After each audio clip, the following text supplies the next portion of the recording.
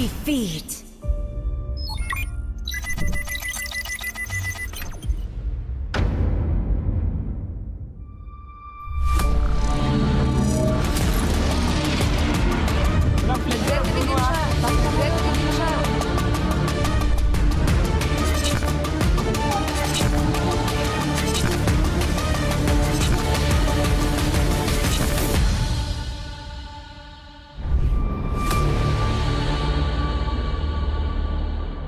The best MLBB team in the grassroots division, the next person, the next player ay posible nating makita. Ang posibleng susunod na idolo nyo ay dito nyo mismo makita sa Unity League Philippines South Luzon leg.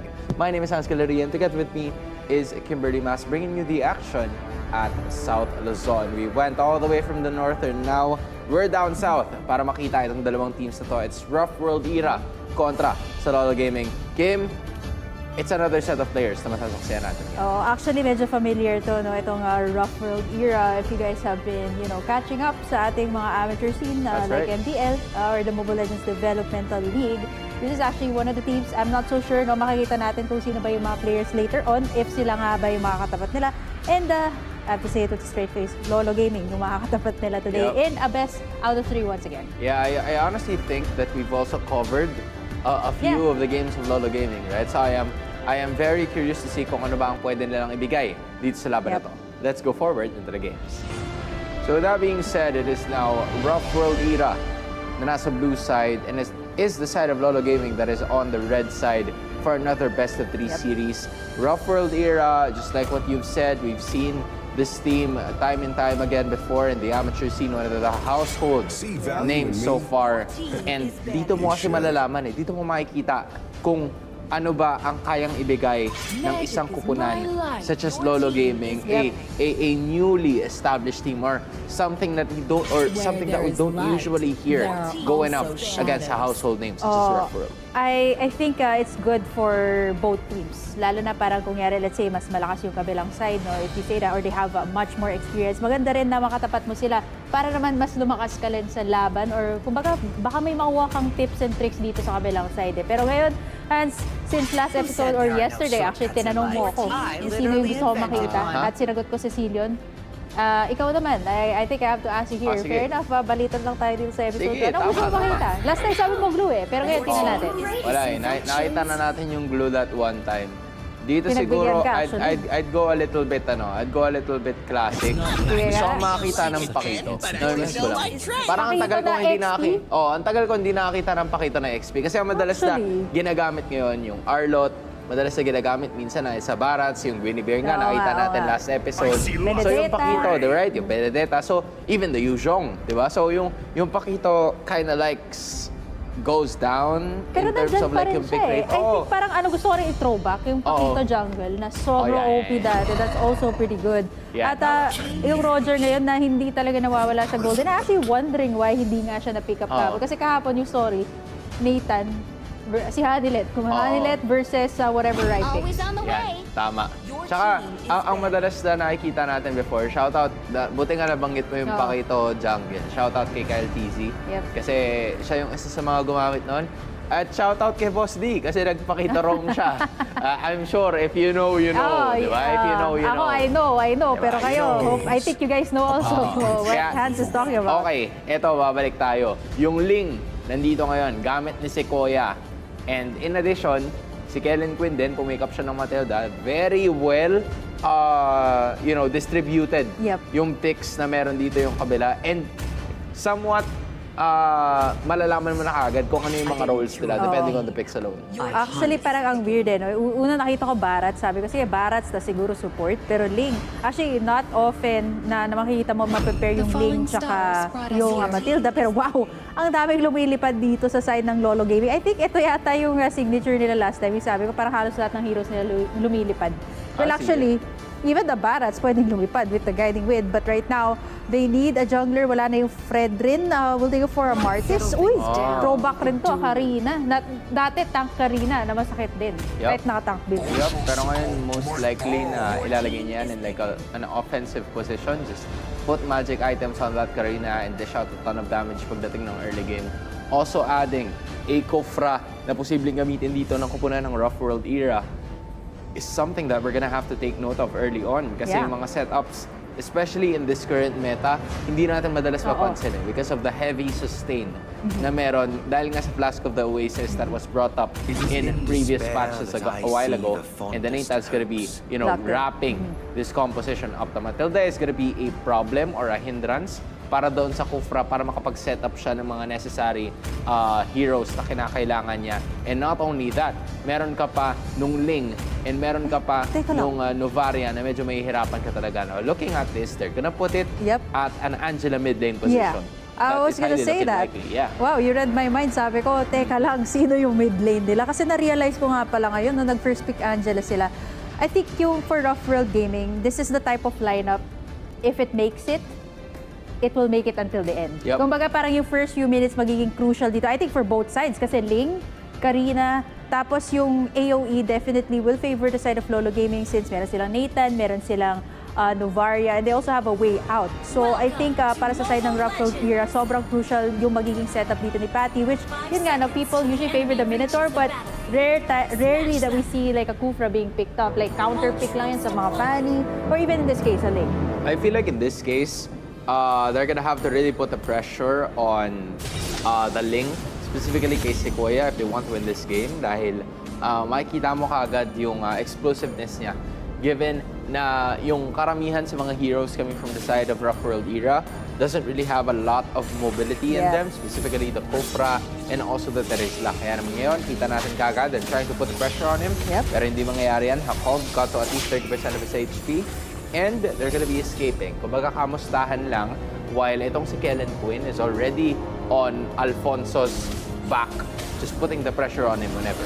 Oh, actually, this is exactly what you need to do when you're a Matilda. No? Habulin mo lang, kumbaga kung nasan yung jungler ng enemy team, this is what you need to do para may vision dito si Sequoia kung saan ba siya pupwesto, saan ba siya maggagank. Kasi yun naman talaga yung kailangan gawin ng isang Ling. And it seems like it is going to be towards the gold side kasi pupunta na siya sa red ngayon and then maybe get on a visit dito kay Ming sa kanyang gold lane. Lamang na rin in terms of XP itong si Alfonso. Dahil kung mapapansin mo, si Sequoia medyo na-late ng konti sa pag-secure ng kanyang orange buff. When you take a look at the map, level 4 already secured ito si Alfonso. Meanwhile, Sequoia just arriving onto that one as of the moment as well. 25 seconds bago lumabas ang ating pinakaunang turtle ng laban. And both teams, this is way different compared dun sa mga naunang nakita nating laban. They're really just taking their time, taking their sweet time upon securing those objectives dahil alam nila na ang unang magiging laban ay sa paglabas ng turtle, which is gonna happen onto the bottom lane in less than 10 seconds. Yeah, wow. This is a very different tempo from what you guys have seen yesterday. Very slow start, which is, I think, understandable rin kasi kailangan rin talaga ng level 4 power spike ng ating mga teams, both sides, I think, to be exact. Pero again, no, speaking of the level 4, that is going to be still a huge advantage para sa side ng Rough World. Nakaunang mag-level 4 dito ngayon si Krav, so pwede siya mag-setup dito with the penalty zone. And now we see as well, Lolo Gaming, they're trying to go for the Lord, and there goes the jump onto Patty. Makakuha nag-steal dito yung side ng Rough World era, but at the same time, no, there goes the clap back there. First blood goes to the side, but that's a 1v1 trade. Dalawa yung nakuha, mukhang iisa pa yung gustong kunin dito. That's gonna be 3 for the price of 1 for the side of Lolo Gaming. Well, that's a very good trade if we're gonna think about it. That is in favor itong side ng Lolo Gaming because just like what you said, they got 3 heroes in and they were also able to secure a major objective here, which is the very first turtle of this game. A very good start para hindi na nga sumali sa laban. Ito si Pam Ngokhan and the rest of the members of Lolo Gaming would also like to, push through and continue the pressure kasi si Jacob, nakikita natin, she's there, but he hasn't really contributed that much during that first turtle team fight because of the heart guards non-existent. Hindi pa siya umaabot ng level 4, so hindi pa talaga sila makakapalag ng buo. And yun yung in-exploit na. Look at Sans though, almost got here by Alfonso and the rest of the gang, but they were still able to escape. Maybe si Koya's turn.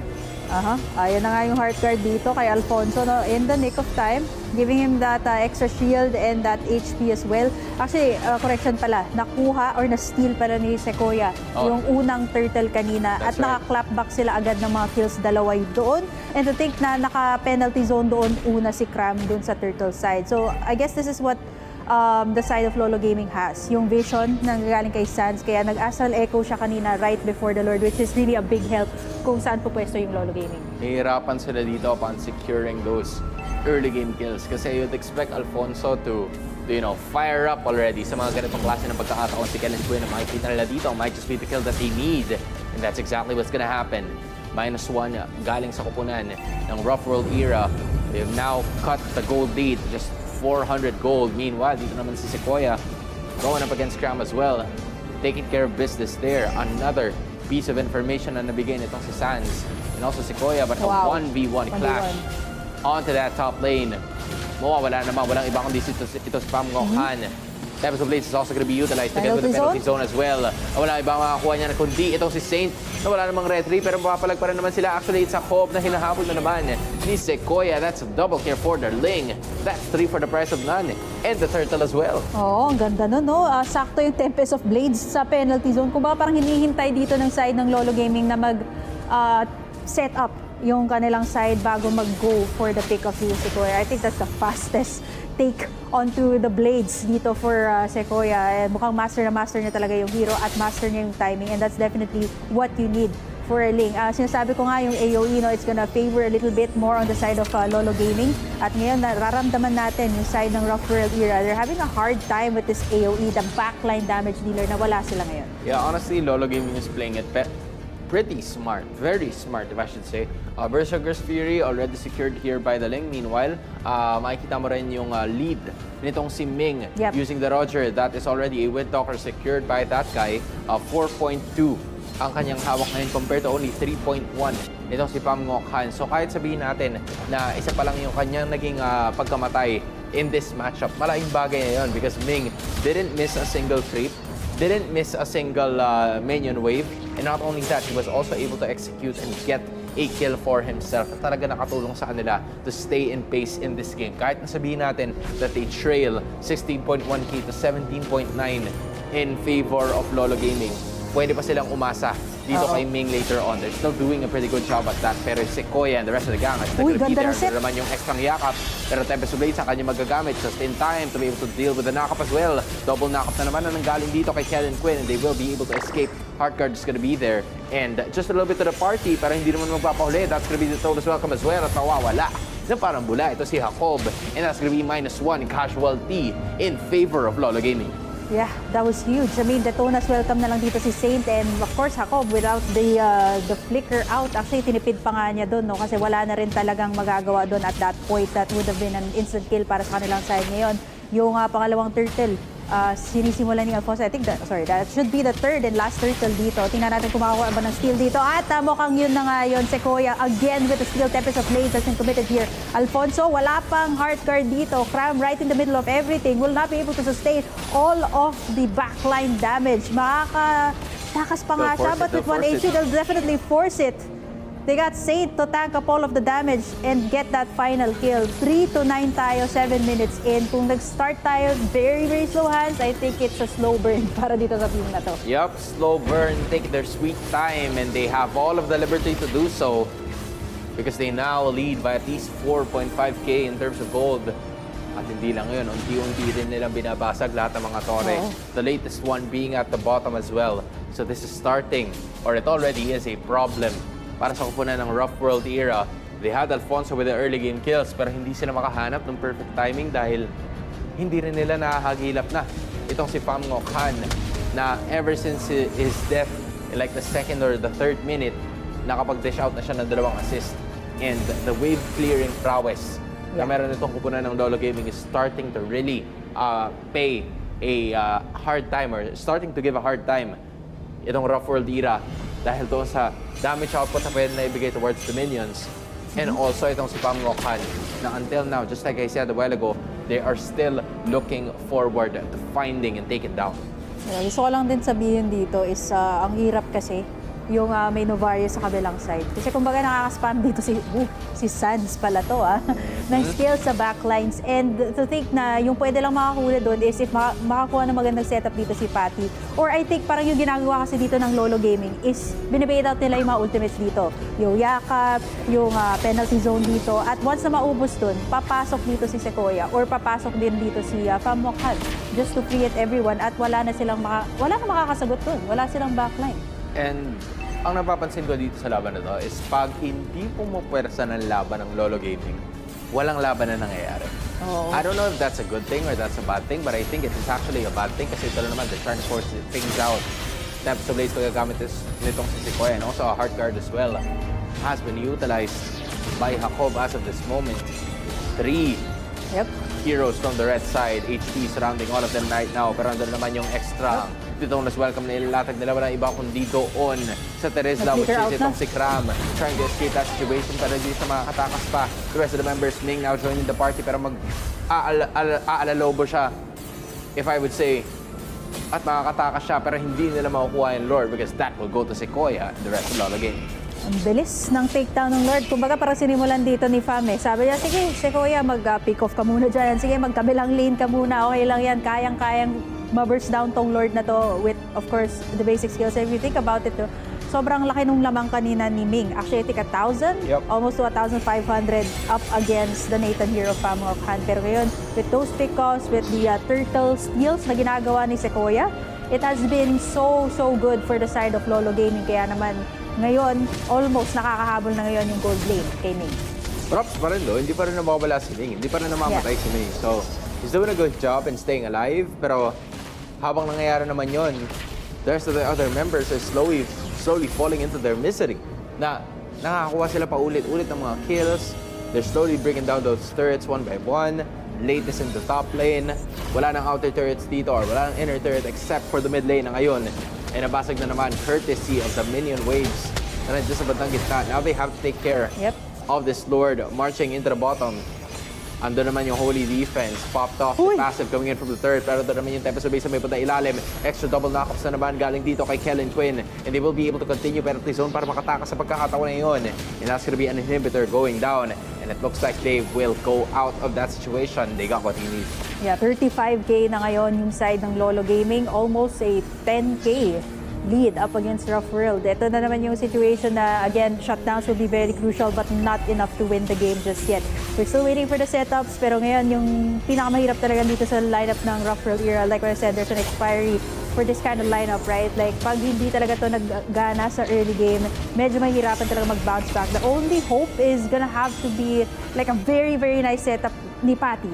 Sa 4, sa 5, especially in the Lord fight na pwede siguro makuha or ma-steal away ng Rough World era. But now, they are on the defense. Sequoia, hindi natitigil pa. Tempest of Blaze just to make everyone back away. Makuha rin nilang mid tower. Anong nangyayari dito? Ang bilis.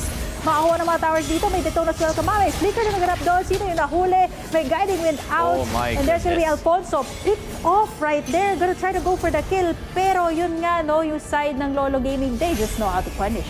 Still able to escape for 4 of the members pero hindi makakawala si Alfonso sa pagkakataon na yun. And going back to your thought a while ago, yung iniisip nating thought process na akala natin makakabawi sila or makakuha nila yung early game, they were unable to get all of that. Dahil maganda nagiging dominating factor. Famokhan just melting down the inhibitor.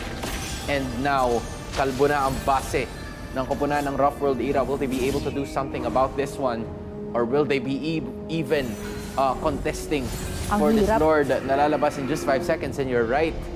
It's so difficult to do that. 1, you trail 10K in terms of gold. 2, you don't have any sort of other inhibitors to defend your base. And 3, all of the super minions are crashing down. Kaya naman walang ibang choice ang koponan ng Rough World era but to surrender that base or to surrender that Lord to Lolo Gaming.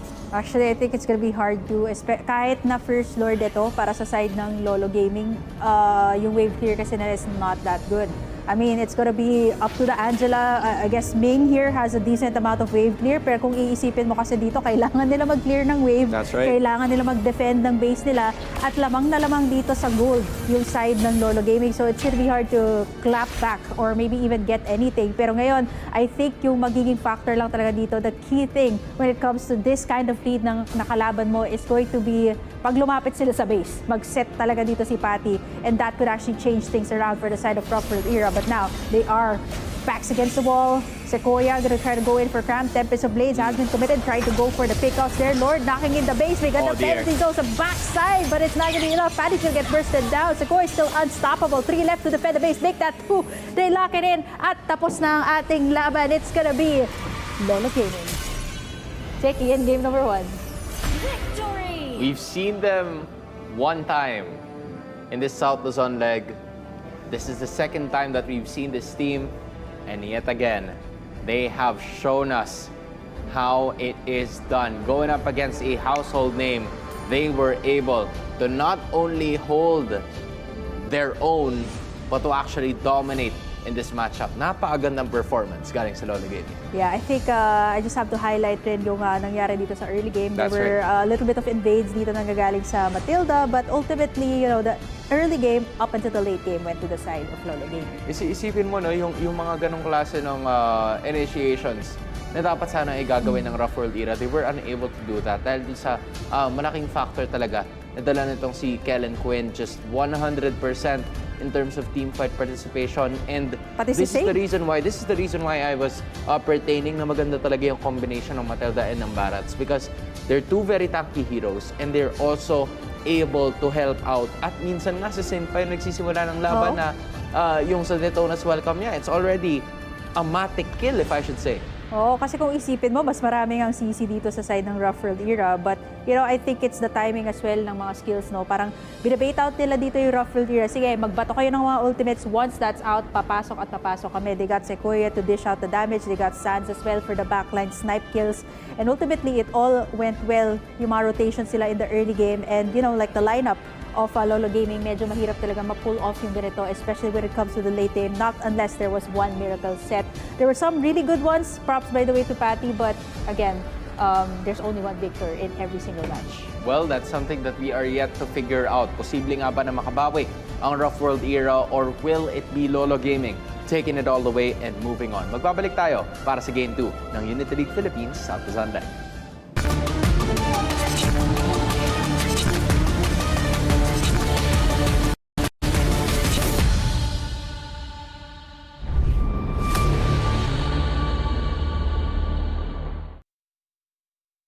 The Unity League Mobile Legends Bang Bang National Tournament is here, bringing together the best troops from all over the country.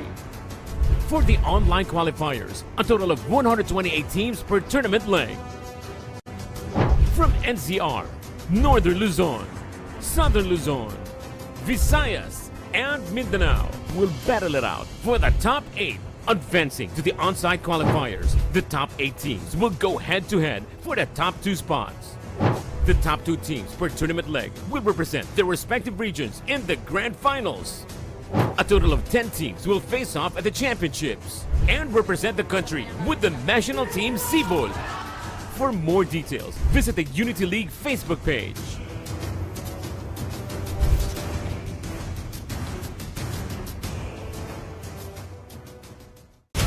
Mga serbisyo ng pamahalaan ipararating sa mamamayan.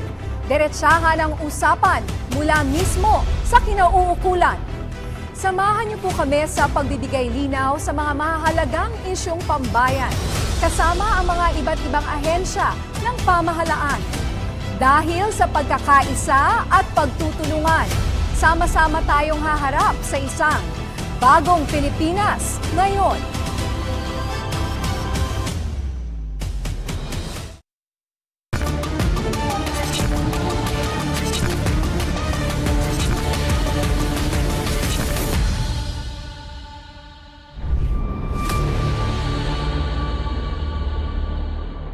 Back in action we go. Dito lamang sa Unity League Philippines South Luzon Leg, and not only that, we are already at match point para sa Lolo Gaming. Rough World Era is gonna be needing 2 straight victories para makapunta at makapasok sa next round of competition. The question is, will they be able to do that, or will Lolo Gaming continue and proceed? Well, we're about to find out. Kaya naman rekta na tayo sa game number 2. Game number 2. Wow. Like, game number 1 was pretty fast. 13 minutes in tayo. At parang, kumbaga, parang re-respect ba na dito yung lane ni Sequoia. I think yung binan nila kanila was sa Fredrin, and wow, that's very smart actually for them to take it for themselves. Isa sa pinakamagandang jungler ngayon. I think Fredrin is still a big thing ngayon. Fredrin wins games nga daw. And I think it's very good for team fights, which is why parang hindi pa rin talaga siya nawawala sa meta. Now, biggest question is, ano ba yung pipiliin ngayon ni Sequoia? Will it be another assassin? The Nolan is still open here. Yeah, or pwede pa nila i-flex yung Barats. Kasi yun yung benefit of having the Barats on your side. I mean, Bagong is gonna be spamming that Nathan all day long. If he has that, dahil yan ang madalas na pinipick up niya for the entirety of the South Luzon leg. Also putting in Sans. So far, yung 3 picks nila, it hasn't changed. Yep. Which is something that would usually be a strat na madalas nating makikita an adjustment that we wanted or we hope to see from the side of Rough World Era, but it's still the same 3 heroes. Pero yung adjustment yata nila ay nasa kanila mismo with fielding their own composition. Kasi kanina talaga medyo nahirapan sila sa AoE para sa side ng RWE or Rough World Era. They needed someone to deal damage from the backline. Ngayon, meron na silang Fredrin, meron na kayo na Matilda. So I think I want to see some of the mages, like put back a Lilia, put back like maybe a Farsa even that can go head-to-head, especially with the Novaria in team fights. At ngayon, so far, sinasabi nga nila, no, why fix what is broken? Ako rin, kung win streak ako sa rank, I will definitely pick the same heroes. And it worked up against Rough World Era earlier. It's a great balance din kasi may backline damage dealer ka with Novaria and at the same time, the Nathan as well, which is a very good scaling hero. Love the Ulat Bayan here, galing sa koponan ng Lolo Gaming, and kind of, limits the possible access na magkakaroon sila towards that Nathan in the Novaria kung sakaling yun yung pick up. Vixana is also a good choice, decent choice towards the Barats, if I should say. Kellen Quinn, this is a classic. Nakita natin to sa kanya from before. A Jawhead moving into the roam position is something na posibleng 50-50 yan eh. Could be a double-edged sword of some sorts, lalo na Pag kapag lumapit ka dyan sa kabila, right? Pag binato mo, mali. Or pag binato mo, tama. Pero mali din kasi yung tankiest hero in the opposing side, yung yun na bato. But Sequoia is gonna be using that Martis and X-Borg ang ira-wrap up ng Rough World Era para kay Crap. Actually, that's good, no? Kailangan rin talaga nila ng backline access, which is something that they had in the form of Cram earlier with the penalty zone. Pero ngayon naman with the X-Borg, that's a little bit too good as well, especially to go up against the Barrett sa kanyang lane. Pwede niya masustain. And taking a look at this overall lineup, I think this is looking much better para sa side ng Rough World. They got a good balance of someone to front for the team. Meron din silang mobility with the Matilda. But here's the thing, no?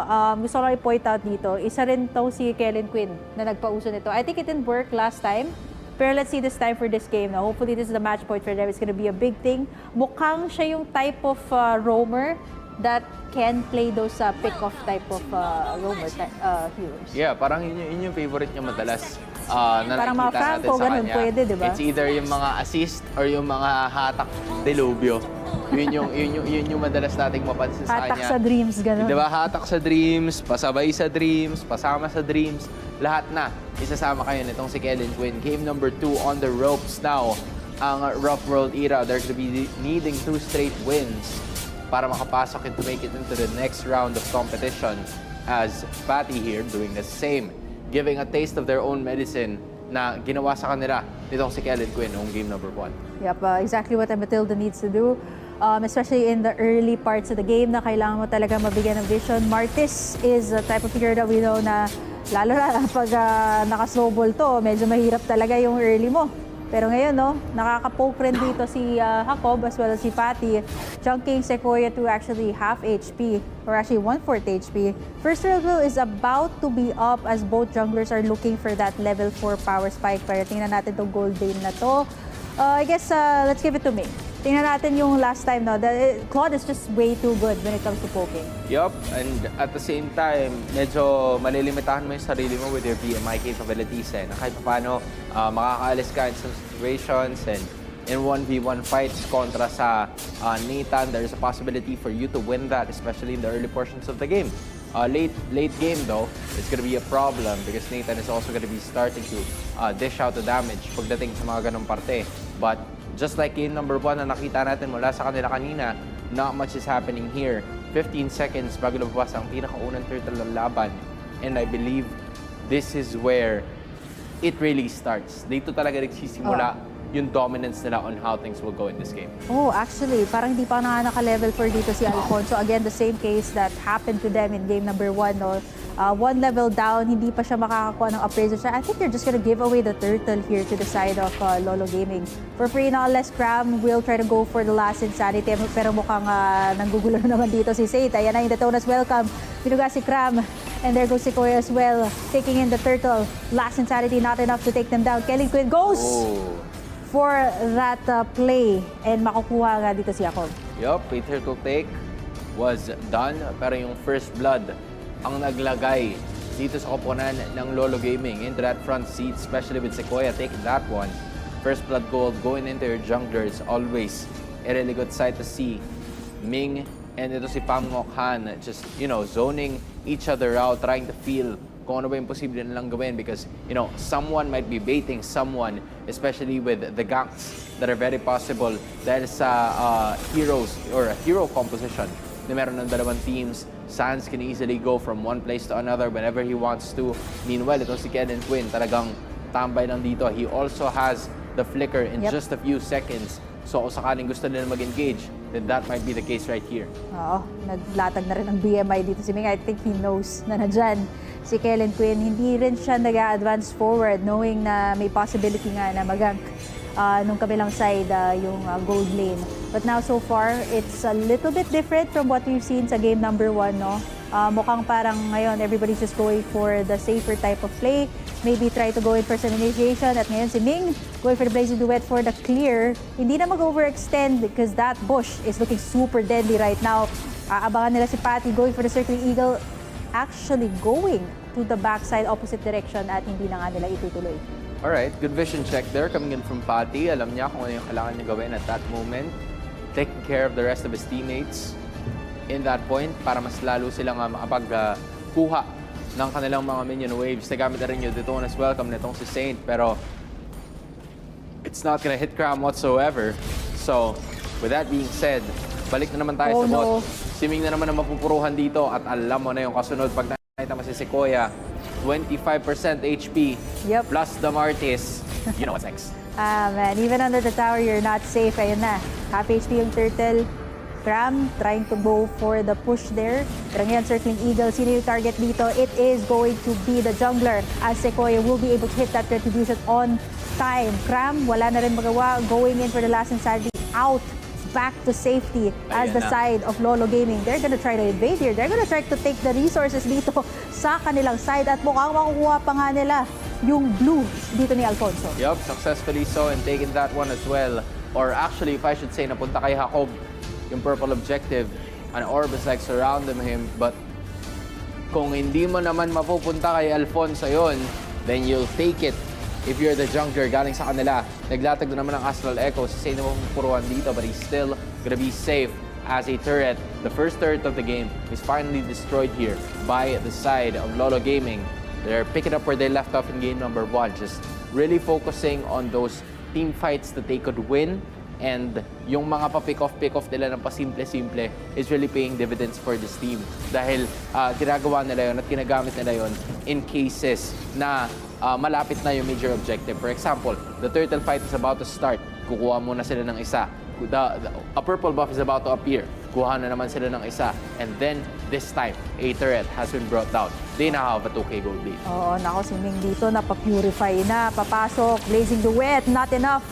As the side of Lolo Gaming will be able to get that pick-off. Malaki to, especially since wala na rin yung gold laner dito sa top side before the turtle spawns at mukhang gusto pa nga yata nila dito. Alfonso, wala yatang damage dealer sa kanilang likod, so they might have to just give away this first inhibitor turret, or first turret rather, dito sa top side. Bottom side though, may konting laban, 1v1 situation between Saint and Cram. Detona's welcome is available. It's gonna take in Cram. Yes, still has that last insanity. Last insanity out to safety with the guiding wind dito kay Patty, at hindi nila itutuloy. They're gonna go for that last turtle, and I think Rough World Gaming, or rather Lolo Gaming, will have a much better position. Yup, not looking good here so far. Para sa kupunan ng Rough World era. And then nandun naman yung extra paghatak at pagtulak na naman, pero hindi na makakabawi pa. Itong si Alfonso, he'll be the first one to go down without the retribution. It means Rough World era will be surrendering that turtle papunta dito sa side ng Lolo Gaming, at napalawag pa nila lalo yung kanilang kalamangan. 7 minutes in, the score is 4-0. Matinding habol ang kailangan ditong gawin ng RWE just to be able to do something about it. But Kellen Quinn keeping Ming in check. At habang nangyayari lahat ng mga check-checka na yon, ang nagaganap is si Pam Ngokhan andun, palibot-libot lang, palaboy-laboy lang. Lahat ng assist pwede na nang gawin kasi alam niya na lagi siyang magkakaroon ng bantay habang tinitira niya yung ibang mga kumbaga nilalatagan niya ng damage output yung mga tore. Actually, parang yung focus lang dito si Fam sa mga tore, Rekta doon lang. Actually, yun lang naman talaga yung gusto dito or kailangan ng Lolo Gaming. And if you think about it, Hans, 4-0 ang ating score. That's right. 7 minutes in at mukhang delikado pa nga si Ming doon. Okay, that was too close for comfort. Split 59 second, seconds. bro. Oh, that would have been at least like an ejector. Tapos isama pa ng snipe kills dito ni Sands. 23K. Hindi pa naman sobrang lamang dito yung kabilang side, but I think map control is definitely sa side ng Lolo Gaming. Yup, and in addition, si Sequoia also having a dream start here. Hindi pa siya namamatay, but that's 2-0-1 already. Patty building up on an enchanted talisman, something that's very interesting to me. He doesn't really rely so much on the defensive items dahil kailangan niya mag-dish out ng damage dahil yan yung kakulangan nila as of this moment. So I understand where he's coming from at that point.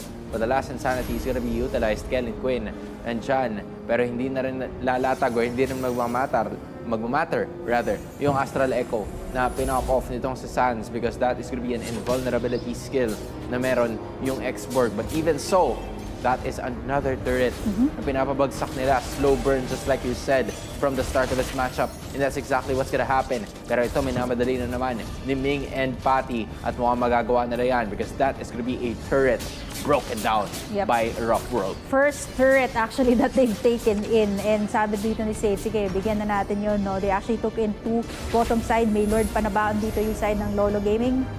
Man, this is tough. Map control, nasa side ng Lolo Gaming. They got the Lord. So at least yung mga second tier turrets makukuha nila dito with this Lord. Not unless may magaganap na clash dito. I think what's really hard is yung Matilda kasi dito ni Patty built up. Actually, that's very interesting. Usually you'd go for a flash. So wala pa masyado yung mga shields dito na makaka-benefit yung team niya. So I think he's going for the sustain onto the mana, I guess. Kasi may times nga na sabi ko, ang baba ng mana ni Patty, parang forcing Patty to actually go back. But now, dito na yung Lord bottom side. Magde-defend dito yung Rough World era. They are able to do so, clear out some of the minion waves, pero hindi pa rin nagtatapos. May Lord pa rin sa bottom side. Yup, still though, and then nga, just like you said, a major objective. Hindi pa naman babanggayan. So, they will be able to defend that. Good thing for the side of Rough World era is that they have a decent amount of wave clear on their side. They have the Claw, they also have the Vexana on their side. So, posible pa sila makadepensa. Pero, roaming around the corner now are the rest of the members of Lolo Gaming. All outer and inner turrets have been destroyed. Cram taking the brunt of the damage as well. Pero mukhang yan lang ang gagawin nila. They will not force anything for now. Dahil yan ang ginagawa nila all this time. Just taking care of business whenever and wherever they want to. Ang linis to. I would say this is an almost perfect game. Well, it's not over until it's over. 10 minutes pa lang, no? Lolo Gaming, 4-0. So if this keeps up or if wala pang deaths sila ng entire game, this should be one of the cleanest games that we've seen so far in Unity League. But then again, Rough World era, yung naging struggle kasi nila is nakaka-convert agad yung side ng Lolo Gaming. And all of the turret takes are actually care of the Nathan or Pham Ngoc-Hang na talagang if you think about it, ang bilis niya makakuha ng items. Holy Crystal has been purchased here 10 minutes into the game. Also, a holy moly moment to para sa kanya kasi tama kay parang pag ganito yung moments, parang ang hirap humanap ng ikakast. Parang ang hirap humanap ng gagawa ng commentary because there's not a lot of things happening around the map. And what they're doing right now is they're trying to freeze the lanes, or kung hindi man nila freeze, naglalagay sila ng minion wave na sobrang kapal bago mag-start yung Lord Take. Kailangan mo munang trabahuin yun. Kasi kung hindi, mababasag yung inhibitor turrets mo. Like, look at what they're doing, right? Top lane and bottom lane, hindi talaga nila ginagalaw. They're heavily focused on the mid lane at kung sino yung magpakita doon, yun yung mayayari sa amin. Pero hanggat walang nagpapakita on the mid lane, then we're not gonna fight. We're just gonna wait for this Lord that will be spawning in less than 15 seconds dahil doon tayo mas mapapalawig pa yung kalamangan na meron tayo because we are holding a 7K gold lead right now. Gusto ko lang sabihin, Hans, na naisip ko tuloy yung sinabi mo, no? Parang ang dami kasing pwesto dito, tapos ang daming parte ng map na nakuha na ng side ng Lolo Gaming. Kumbaga, parang pag nag-hide and seek ka with Lolo Gaming, sila yung RT. Yung malaki yung bahay, ang daming pwedeng mataguan since nasa kanila na yung map control. Kellen Quinn, nag-aanap ng e-ejector. Patty still has the shields here. Detona's welcome on to Cram.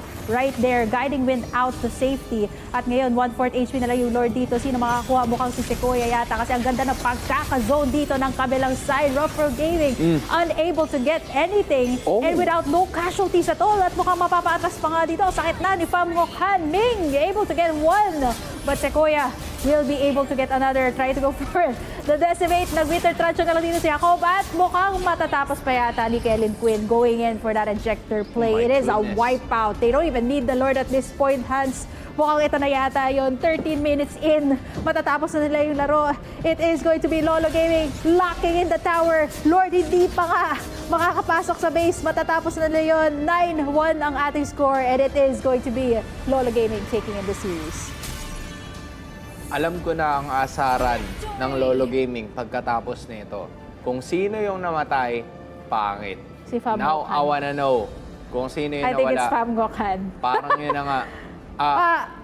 Tama? Tama. Ayun. Tama.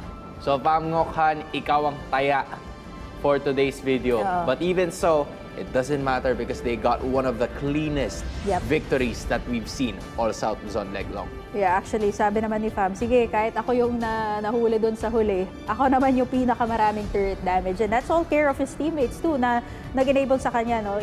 Parang ilang turrets yung nakuha niya sa bottom, nag-move na siya sa mid. So, kumbaga parang sinimot niya lahat na nasa mapa na yon, and that really gave the entirety of the map control to the side of Lolo Gaming. 13 minutes in, ang bilis ng laban natin. Another 13-minute game ang ating nakita sa laban na to. An immense amount of mechanics ang naipakita sa atin ng Lolo Gaming. And for Rough World Era, I feel like they really tried. Pero shots just weren't falling for them today.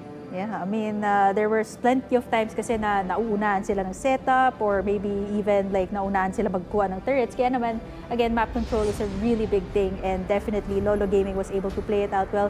Same lineup as what they had in game number 1 and they were able to take this with a clean sweep once again. Some adjustments were made by this team. Kung kinuha nila yung Matilda, they tweaked their composition to something that we usually see. But even so, meron tatlong heroes that really stayed put for them. That is Pham Ngoc Han's Nathan, that is Sansa's Novaria, that is Sansa's Novaria, and that is Saints Barats that just really paved the way. First 3 picks nila. Diba? Yan yung first 2 picks nila. Ano bang kahalagahan na yung ginamit mo ng game number 1, it's also the same thing that you get to bring in game number 2 and you win the same thing over and over. Yeah, I mean, yung pinagkaiba lang dito yung jungler and yung roamer. And these are things that we've seen from their lineup in their previous games and this time it worked so well. Even though yung may mga magandang visions dito, may magandang setup sa gustong gawin yung Rough World Era, it seems like mas nauunahan talaga sila ng Lolo Gaming. And even the turtle fights, halos lahat nakuha ni Sequoia. Well, I'm sure that we're going to be seeing more of them because they're going to be moving into the next round of competition. GGWP din sa Rough World Era for that very wonderful performance. In behalf of Kimberly Mas at sa lahat ng tumutok at tumantabay, my name is Hans Hilaria and this has been Unity League Philippines South Luzon Leg.